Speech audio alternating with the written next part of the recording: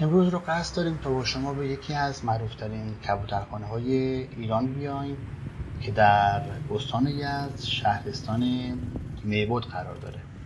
کبوترخانه ها از مکانهایی هستند که شاید امروزه برای ما یه مقدار عجیب و غریب باشن، ولی زمانی از معروفترین و کاربردی ترین بناهای موجود در برخی از شهرهای ایران بودند.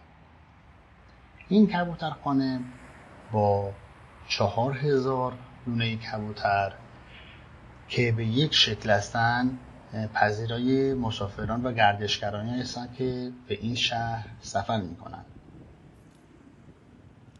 تو بخش‌های مختلف ایران برج‌هایی هستند که کلاً به کبوترخانه معروف هستند.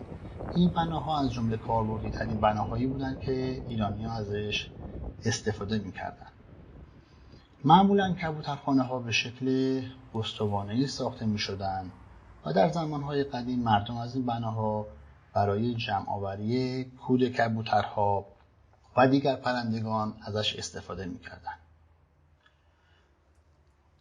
خب شاید یه سوال پیش بیاد که از خودمون بپرسیم این حجم از کود پرنده به چه کاری می اومده؟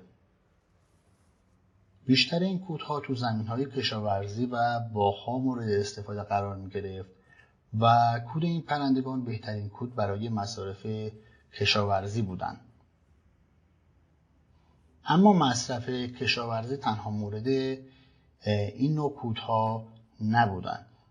از این کودها در صنایع دیگر مثل دباغی و چرمسازی و بارودسازی هم حتی استفاده می شده.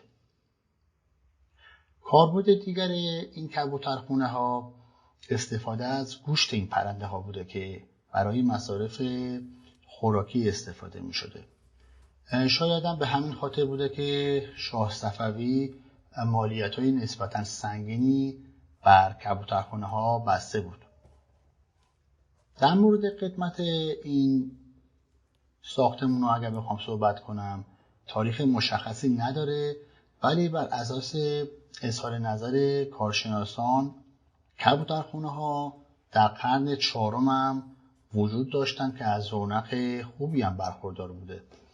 بنابراین میتونیم بگیم که قدمت این بناهای کاربردی حدود 1000 تا 1200 سال هست که کبوترخانه میبود هم یکی از اونها هست.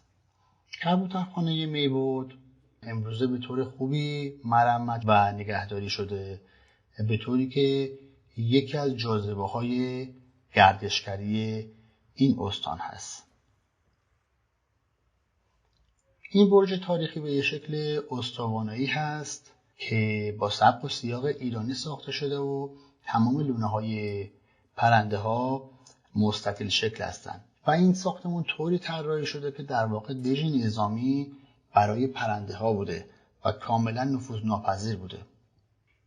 معماری این بنا طوری ساخته شده بوده که حیواناتی مثل جغد و حیوانات شکارچی نمیتونستن بیان داخل اون و کبوترها رو شکار کنن.